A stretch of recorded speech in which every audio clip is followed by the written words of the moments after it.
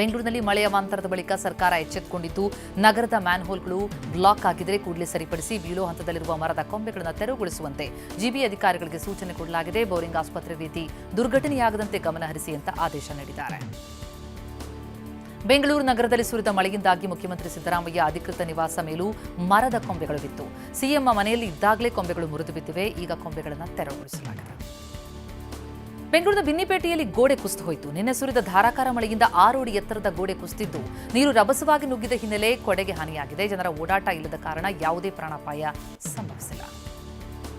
ಬೆಂಗಳೂರಿನ ಚಾಮರಾಜಪೇಟೆಯಲ್ಲಿ ಮಳೆಯಿಂದ ಮರದ ಕೊಂಬೆ ವಿದ್ಯುತ್ ಕಂಬ ಉರುಳಿ ಬಿದ್ದಿದ್ದು ವಿದ್ಯುತ್ ಕಂಬ ಬಿದ್ದು ಚಾಮರಾಜಪೇಟೆ 5ನೇ ಕ್ರಾಸ್ನ ರಸ್ತೆ ಬಂದಾಗಿದೆ. ಬೆಸ್ಕಾಂ ಸಿಬ್ಬಂದಿ ವಿದ್ಯುತ್ ಕಂಬ ತೆರವು ಮಾಡಿದ್ದಾರೆ. ಬೆಂಗಳೂರಿನ ಹೃದಯ ಭಾಗ ಕೆಆರ್ ಸರ್ಕಲ್ ಬಳಿ ಮರದ ಕೊಂಬೆಗಳು ಮುರಿದು ಬಿದ್ದಿದ್ದು ಇದರಿಂದ city civil court KR circle ಸಂಪರ್ಕ ಕಲ್ಪಿಸುವ ರಸ್ತೆ ಕೆಲಕಾಲ ಬಂದ್ ಆಗಿತ್ತು. ಬೆಂಗಳೂರಿನ ಶೇಷಾದ್ರಿಪುರಂನಲ್ಲಿ ಮರ ಬಿದ್ದ ಪರಿಣಾಮ ಹಲವು ವಿದ್ಯುತ್ ಕಂಬಗಳಿಗೆ ಹಾನಿಯಾಗಿದೆ. ನಿನ್ನೆ ಸಂಜೆಯಿಂದಲೂ ಕರೆಂಟ್ ಇಲ್ಲದೆ ಸ್ಥಳೀಯರು ಪರದಾಡ್ತಾ ಇದ್ದಾರೆ.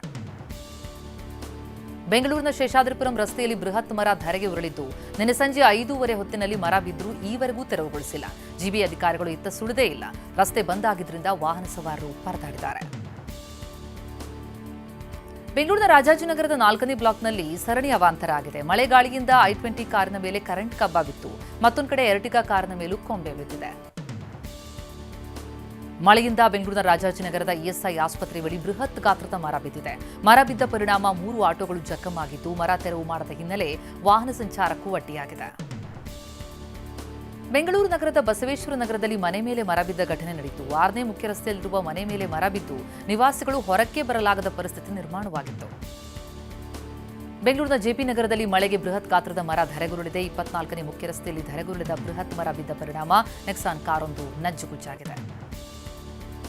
ಮಳೆಯಿಂದಾಗಿ ಬೆಂಗಳೂರಿನ ದಾಸಪ್ಪ ಆಸ್ಪತ್ರೆ ಬೇಸ್ಮೆಂಟ್ ಜಲಾವೃತ ಆಗಿದೆ. ಬಸವನಗುಡಿಯ ಗಾಂಧಿ ಬಜಾರ್ ರೋಡ್ನಲ್ಲಿರುವ ಆಸ್ಪತ್ರೆಯಲ್ಲಿ ದ್ವಿಚಕ್ರ ವಾಹನಗಳೆಲ್ಲ ಜಲಾವೃತವಾಗಿದೆ. ಮಳೆ ನೀರನ್ನು ಹೊರಹಾಕೋದಕ್ಕೆ ಆಸ್ಪತ್ರೆ ಸಿಬ್ಬಂದಿ ಪರದಾಡುವಂತಾಗಿದೆ.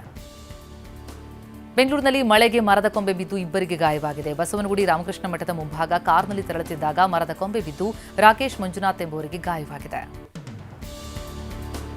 ಬೆಂಗಳೂರಿನ ಮೆಜೆಸ್ಟಿಕ್ನಲ್ಲೂ ಕೂಡ ಮರ ಬಿದ್ದು ಕಾರುಗಳು ಜಖಮಾಗಿದೆ. 5 ಕಾರುಗಳ ಪೈಕಿ 3 ಕಾರು ಸಂಪೂರ್ಣ ಜಖಮಾಗಿದೆ. ವಾಹನ ಮಾಲೀಕರು ಇದರಿಂದ ಸಂಕಷ್ಟಕ್ಕೆ ಸಿಲುಕುವಂತಾಗಿದೆ. ಬೆಂಗಳೂರಿನ ಹಲಸೂರು ಬಳಿಯ ಕಾಕ್ಸ್ಟೌನ್ ರಸ್ತೆಯಲ್ಲಿ ಮರದ ಕೊಂಬೆ ಬಿದ್ದು ಅವಾಂತರ ಆಗಿದೆ. 3 ಬೈಕ್ಗಳು ಸಂಪೂರ್ಣ ಜಖಮಾಗಿದೆ.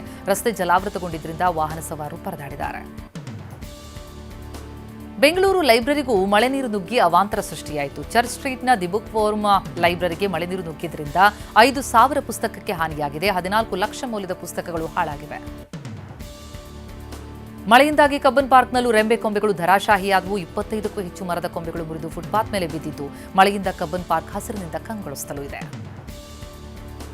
ಬೆಂಗಳೂರಿನ ಪ್ರತಿಷ್ಠಿತ ಡಿಕನ್ಸನ್ ರಸ್ತೆಯಲ್ಲೂ ಬೃಹತ್ ಮರ ಉರುಳಿ ಬಿದ್ದಿದೆ. ಇದರಿಂದಾಗಿ ಬಸ್ ಶೆಲ್ಟರ್ಗೆ ಹಾನಿಯಾಗಿದ್ದು ವಾಹನ ಸಂಚಾರಕ್ಕೆ ಅಡ್ಡಿಯಾಗಿದೆ. ಜಿಬಿಎಸ್ ಸಿಬ್ಬಂದಿ ಮರ ತೆರವು ಕಾರ್ಯಾಚರಣೆ ನಡೆಸಿದ್ದಾರೆ.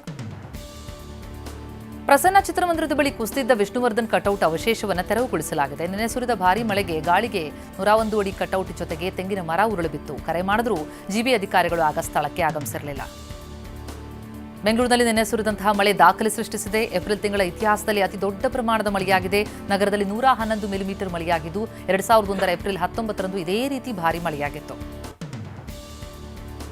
ಬೆಂಗಳೂರಿನಲ್ಲಿ ಇನ್ನೂ 3 ದಿನ ಮಳೆಯಾಗುತ್ತೆ ಅಂತ ಹವಾಮಾನ ಇಲಾಖೆ ಮುನ್ಸೂಚನೆ ಕೊಟ್ಟಿದೆ. ನಗರದಲ್ಲಿ ಯೆಲ್ಲೋ ಅಲರ್ಟ್ ಘೋಷಣೆಯಾಗಿದೆ. ಗಂಟೆಗೆ 30ರಿಂದ 40 ಕಿಲೋಮೀಟರ್ ವೇಗದಲ್ಲಿ ಗಾಳಿ ಬೀಸುತ್ತೆ ಅಂತಲೂ ಹವಾಮಾನ ಇಲಾಖೆ ಎಚ್ಚರಿಕೆ ಕೊಟ್ಟಿದೆ. ಬೆಂಗಳೂರಿನ ಲೂಲು ಮಾಲ್ ಸಮೀಪ ಬೃಹತ್ ಗೋಡೆಯೊಂದು ಕುಸಿಯೋ ಹಂತಕ್ಕೆ ತಲುಪಿದ್ದು ರೈಲ್ವೆ ಇಲಾಖೆ ಸಿಬ್ಬಂದಿಗೆ ಸೇರಿರುವ ವಸತಿ ಗೃಹಗಳ ಕಾಂಪೌಂಡ್ ಶಿಥಿಲಾವಸ್ಥೆ ತಲುಪಿದೆ. ಮಳೆ ಬಂದರೆ ಯಾವಾಗ ಬೇಕಾದರೂ ಗೋಡೆ ಕುಸಿಯೋ ಭೀತಿ ಇದೆ. ಮಂಡ್ಯದಲ್ಲಿ ಇವತ್ತು ನಡೆಯಬೇಕಾಗಿದ್ದಂತಹ ನವವಸಂತ ಯುವ ಸಂಭ್ರಮ ಕಾರ್ಯಕ್ರಮವನ್ನು ಮುಂದೂಡಲಾಗಿದೆ. ನಿನ್ನೆ ಬಿರುಗಾಳಿ ಸಹಿತ ಭಾರೀ ಮಳೆ ಸುರಿದಿದ್ದರಿಂದ ವಿವಿ ಆವರಣದಲ್ಲಿ ಹಾಕಿದ್ದ ಬೃಹತ್ ವೇದಿಕೆಗೂ ಹಾನಿಯಾಗಿದೆ.